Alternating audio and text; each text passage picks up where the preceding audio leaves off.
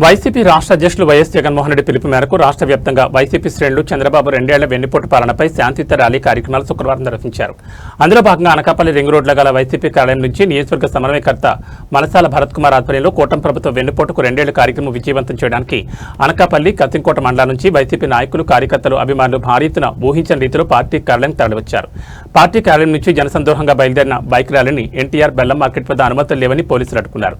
దీనిలో భాగంగా పార్టీ నాయకులకు, పోలీసులకు వాగ్వాదం జరిగింది. అక్కడికి వచ్చిన పార్టీ శ్రేణుల హోరా నినాదాలతో ర్యాలీ రింగ్ రోడ్ జంక్షన్ కూడలి వరకు కొనసాగింది. అనంతరం పోలీసులు ర్యాలీని వెనక్కి పంపారు. కార్యాలయంలో జరిగిన మీడియా సమావేశంలో భారత్ పార్టీ జిల్లా అధ్యక్షులు బొడ్డెడ ప్రసాద్, మాజీ MP doctor KV Satyavathi, YCP రాష్ట్ర నాయకులు దంతూరు దిలీప్ కుమార్ తదితరులు మాట్లాడుతూ కూటమి ప్రభుత్వం ఎన్నికల్లో ఇచ్చిన వాగ్దానాలన్నీ మర్చిపోయి ప్రజలకు వెన్నుపోటు పొడిచి 2 ఏళ్లైందన్నారు. మహిళలకు నెలకు 1500, నిరుద్యోగులకు 3000 ఇస్తానన్న మాట ఏమైందని ప్రశ్నించారు. శాంతియుత పోరాటాలను ఆపితే వెనక్కి తగ్గేది లేదని, ప్రజల కోసం, ప్రజా సంక్షేమం కోసం మా పోరాటం నిరంతరం కొనసాగుతుందన్నారు. వైఎస్ఆర్ కాంగ్రెస్ పార్టీ అధ్యక్షులు మాజీ ముఖ్యమంత్రి జగన్మోహన్ రెడ్డి గారి ఆదేశాలతో అనకాపల్లి నియోజకవర్గం సమన్వయకర్త భరత్ కుమార్ గారి ఆధ్వర్యంలో వేలాది మందిగా మా నాయకుడు జగన్మోహన్ రెడ్డి గారు ఇచ్చిన పిలుపు మేరకు వేలాది మందిగా స్వచ్ఛందంగా ఈ ప్రభుత్వం వల్ల దగాపడిన రైతులు, ఈ ప్రభుత్వం వల్ల దగాపడినటువంటి యువకులు, ఈ ప్రభుత్వం వల్ల దగాపడినటువంటి మహిళలు, ఈ ప్రభుత్వం వల్ల అనేక రకాలుగా అణగారినటువంటి, అన్యాయానికి గురైనటువంటి అన్ని వర్గాల ప్రజలు భరత్ కుమార్ గారి పిలుపు మేరకు ఈ ర్యాలీలో రోడ్డెక్కితే మీరు పోలీసుల ద్వారా ఉద్యమాన్ని అణచివేయాలని చూస్తారా? ప్రజా ఉద్యమాన్ని, ప్రజల్లో తిరుగుబాటు వచ్చినప్పుడు, ఈ ప్రభుత్వంపై తిరుగుబాటు వచ్చినప్పుడు ప్రజలు రోడ్డెక్కిన సందర్భాలు మనం చాలా చూసాం. అటువంటి ప్రజా ఉద్యమాన్ని అణచివేయాల ప్రభుత్వాలు ఇంటికి వెళ్ళిపోయిన సందర్భాన్ని కూడా మనం చూసాం. 2003లో అప్పుడు స్వర్గీయ రాజశేఖర రెడ్డి గారు రైతుల తరపున కరెంటు ఉద్యమం చేసినప్పుడు మీరు ఆ ఉద్యమాన్ని పోలీసుల చేత అణచివేయాలని చూసినప్పుడు వైద్యం, ఆరోగ్యం అన్నీ అటకెక్కించింది. ఈ ప్రభుత్వంలో ఏ వర్గానికి కానీ, ఏ పేదవాడికి కానీ, సంక్షేమానికి కానీ అన్నీ కూడా ఈరోజు నిండా ముంచేసిన సందర్భం. ఈరోజు ఆరోగ్యశ్రీలో వైద్యం చేయించుకుందామంటే కార్పొరేట్ హాస్పిటల్లో వైద్యం అందలేని దుస్థితి. ఈరోజు వ్యవసాయం చేసిన రైతు తన పండించిన పంటని అమ్ముకోవడానికి కొనుగోలు కేంద్రాలు లేవు. దళారు చేతిలో వ్యవసాయదారులు మోసపోతున్నారు. కార్పొరేట్ హాస్పిటల్లో మరి పేదవాళ్ళు వైద్యం ద్వారా వారు మోసపోతున్నారు. అన్ని రకాలుగా ఈ ప్రభుత్వం మోసపూరిత ప్రభుత్వం, కార్పొరేట్ ప్రభుత్వం. కార్పొరేట్ రంగాన్ని తప్ప పేదవాడి కోసం కానీ, రైతు కోసం కానీ, విద్యార్థి కోసం కానీ, ఉద్యోగస్తుల కోసం కానీ ఆలోచించిన సందర్భం లేదు. కాబట్టి జగన్మోహన్ రెడ్డి గారు ఈ 2 సంవత్సరాల్లో చంద్రబాబు నాయుడు వెన్నుపోటు పొడిచిన విధానాన్ని ప్రజలకు వివరించడం కోసం భారీ ర్యాలీలు తీస్తే ర్యాలీని అడ్డుకోవడం చూస్తున్నారు. ఖచ్చితంగా మరొక మాట చెప్తున్నాం, ఖచ్చితంగా ప్రజల తరపున అనకాపల్లి నియోజకవర్గంలో భరత్ కుమార్ గారి నాయకత్వంలో ప్రజల తరపున ఇక్కడ జరుగుతున్న అన్యాయాల మీద భవిష్యత్తులో ఇంకా మరిన్ని పోరాటాలు చేస్తాం. పోలీసుల ద్వారా మీరు మమ్మల్ని అణచివేయలేరు.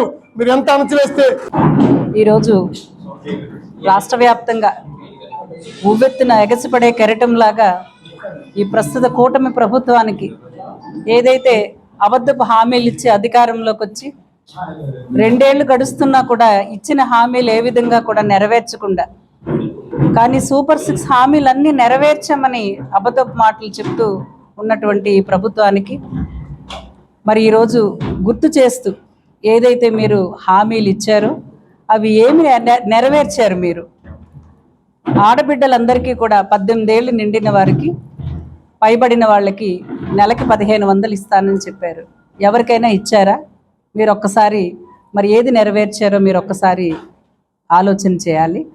అదేవిధంగా నిరుద్యోగ యువతకు నెలకి 3000 నిరుద్యోగ భృతి ఇస్తానన్న హామీ ఏమైంది? ఇప్పటికి 2 సంవత్సరాల్లో ఒక్క నిరుద్యోగికైనా నిరుద్యోగ భృతి అందిందా? మరి మా ప్రభుత్వంలో కరోనా లాంటి విపత్తులు ఎదురైనా కూడా ప్రతి ఒక్కరికి కూడా సంక్షేమం, అభివృద్ధి 2 కూడా సమానంగా అందరికీ అందాయి. నాడు నేడు ద్వారా ప్రభుత్వ పాఠశాలలు మెరుగయ్యాయి. వైద్య విద్య ప్రతి పార్లమెంటుకి ఒక మెడికల్ కాలేజ్ శాంక్షన్ అయింది. 5 కాలేజీలు ప్రారంభమయ్యాయి. మిగిలినవి నిర్మాణాన్ని పూర్తి చేసుకునే దశలో ఉంటే మరి ఏ ఉద్దేశంతో మీరు దాన్ని ఆపి మరి ఎంతమంది విద్యార్థుల కళ, తల్లిదండ్రుల కళ వైద్య విద్య అభ్యసించాలని మరి పొరుగున ఉన్నటువంటి చైనా కానీ ఇంకా చిన్న దేశాలు కూడా వెళ్ళి చదువుకున్న పరిస్థితుల్లో విభజన రాష్ట్రానికి వైద్య విద్య అవసరము, మనకి టెర్షరీ కేర్ వైద్యం లేదు అని జగన్మోహన్ రెడ్డి గారు ఆలోచన చేసి ప్రతి జిల్లాకి ఒక మెడికల్ కాలేజ్ ఇస్తే మరి దాన్ని నడపకపోగా ఈరోజు అనకాపల్లి నియోజకవర్గంలో చేపట్టినటువంటి వెన్నుపోటుకు 2 ఏళ్ళు అనేటువంటి కార్యక్రమానికి ఇచ్చేసినటువంటి వైఎస్ఆర్ కాంగ్రెస్ పార్టీ ముఖ్య నాయకులందరికీ, అనకాపల్లి నియోజకవర్గంలో ఉన్నటువంటి వైఎస్ఆర్ కాంగ్రెస్ పార్టీ కార్యకర్తలకు, అభిమానులకు అందరికీ ధన్యవాదాలు తెలుపుకుంటూ, వైఎస్ఆర్ కాంగ్రెస్ పార్టీ అధ్యక్షులు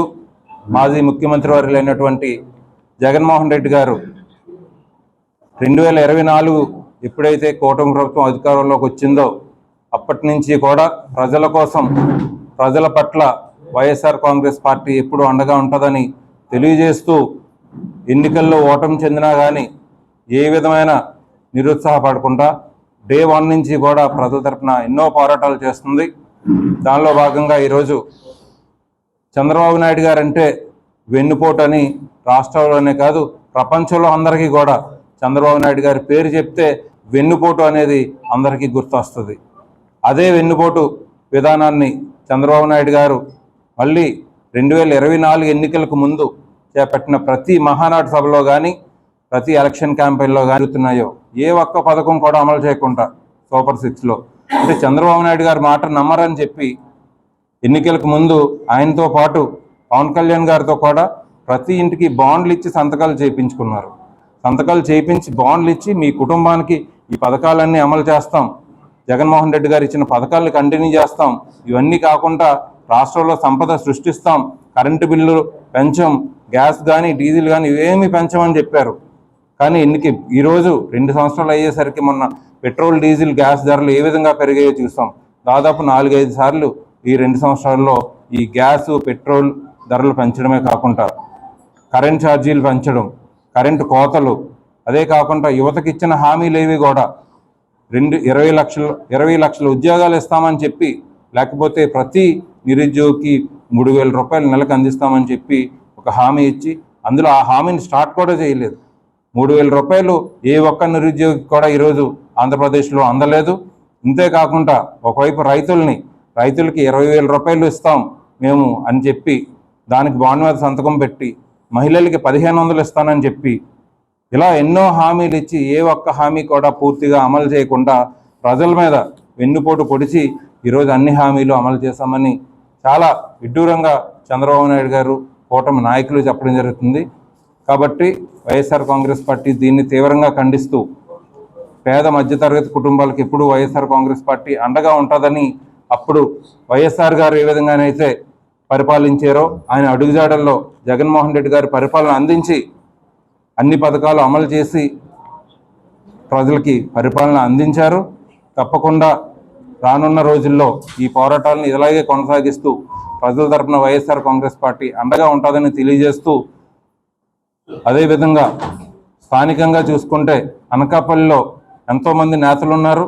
నేతలందరూ కూడా ఈ పథకాలు ఎవరైతే ఈ మంత్రులుగా చేసిన వాళ్ళు ఉన్నారో, మాజీ మంత్రులుగా చేసిన వాళ్ళు కానీ, సుదీర్ఘకాలం రాజకీయం చేసిన నాయకులు